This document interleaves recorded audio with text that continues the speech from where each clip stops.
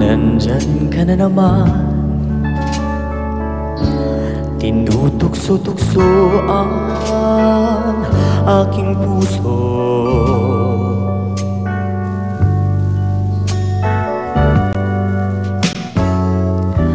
Ilang ulit na ba iniiwasan ka, di na natuto.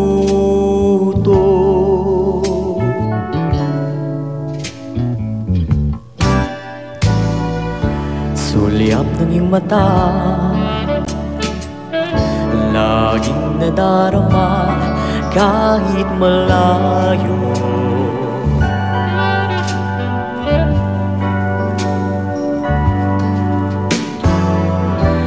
Iniiwasan ka, lalapit-lapit pa, di na natuto.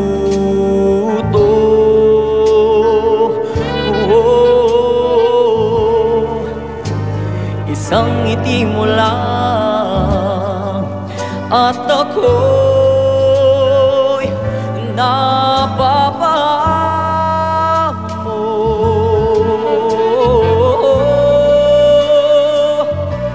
Yakapin mo minsan ay muling magbabalik sa'yo.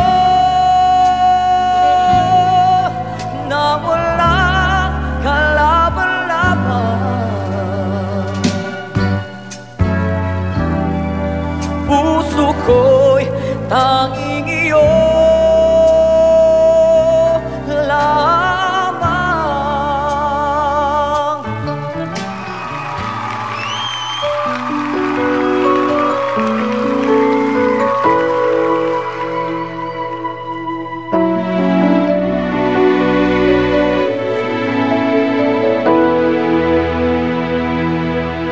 Wish I could be the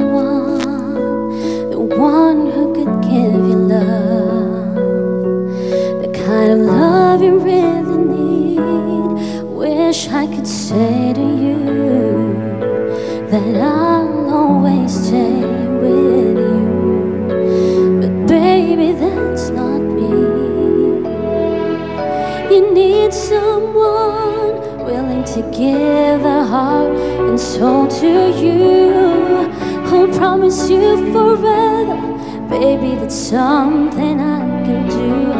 Oh, I can say that I'll be all you need, but that would be right.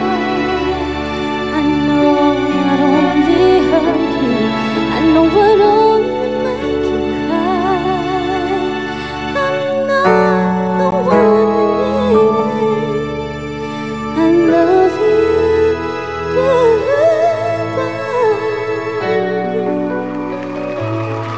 Thank you, JJ and Carol. Guys, tanong ko lang, apektado pa ba kayo sa naging resulta last week? Carol? Medyo nakakaano namin, na-accept ko naman. Kaya lang pag nakikita ko sila na magkakasama, parang nakakaingit pa rin. Sobrang nakakalungkot. Diba, TJ? Nakakalungkot lang yung yung mamimiss mo yung pagsasama, yung kaming lahat, yung 24. Parang gano'n naman eh. Same feeling na nung may mga nawawala. Yun nga lang, mas malungkot kasi kami nawala. Ayun. Pero nakakasama niyo pa rin naman sila. Pero sino sa tingin niyo ang magiging first ever Pinoy idol? Ikaw, Carol. Sino ang bet mo? Ang bet ko po kasi si Kuya Robbie eh. Feeling ko siya talaga. Bakit? Bakit? Dahil ba sa talent o sa looks o lahat-lahat? Lahat-lahat. Gustong-gusto ko yung pagkanta niya. Tapos, pwede naman siya on TV talagang. May itsura naman si Kuya. Kaya feeling ko siya. Ikaw, JJ, sino bet mo? Ako gusto kong manalo, si Penelope, syempre. Kasi... Pinaka-baby sa Oo, kasi yun na nga, yung fact lang na siya yung pinakabata sa amin. Tapos isa siya sa mga pinakamagaling talaga. Tsaka equipped na siya eh, vocally. Thank you so much, guys.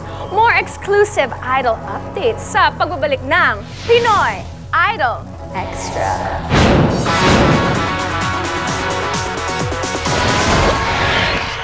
Sa